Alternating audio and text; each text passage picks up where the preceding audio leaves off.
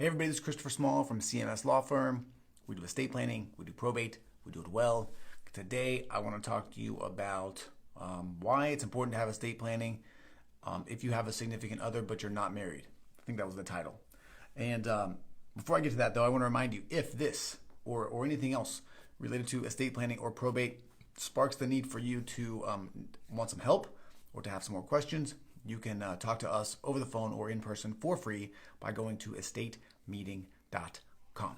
All right. So this conversation, or this today's topic, was sparked by a conversation that I had with someone yesterday.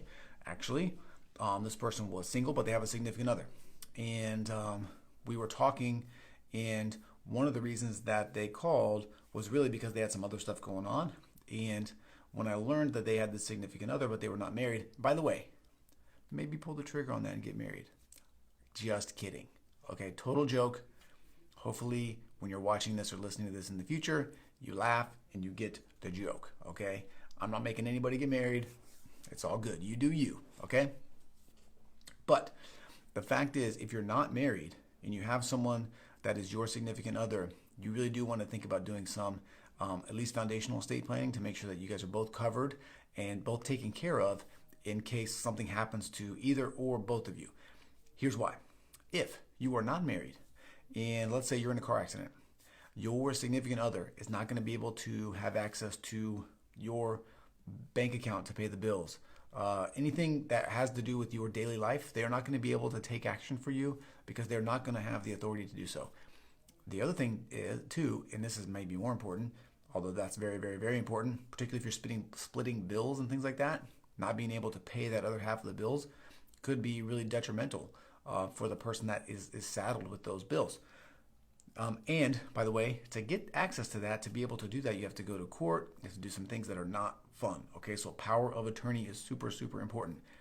The other thing that most people don't realize is if your significant other is in a car accident, for example, and you go to the hospital to find out what's wrong with your significant other, the hospital is not going to tell you. They're going to treat you like a stranger. And the reason for that is because we have medical privacy laws here, and the only way that you can get access is if that person gives you access in writing. Hence, the next thing that's important, medical power of attorney. Or you can do a HIPAA waiver too, but most likely if it's your significant other, it's going to be medical power of attorney. What that says is, if I cannot make medical decisions on my own, I want this person to make decisions for me. And I authorize the doctors, the medical staff, to talk to them about my condition so that they can figure out what's going on. Okay, that's a really big one. Very shocking for people often when they go to the hospital and they find out they can't learn anything about what's going on because they don't have the authority to do so. Okay, the other thing is your will, right? If you die, nothing is going, and you don't have a will, nothing is going to your significant other. Nothing. If you have kids, it will go to your kids. If you don't have kids, it will go to your parents. If you don't have parents, it will go to your siblings. The one place that it will not go is your significant other. However, caveat there, okay?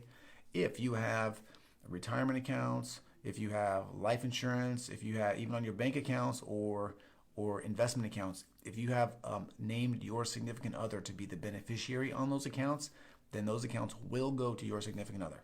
Okay? Just sort of be clear on that.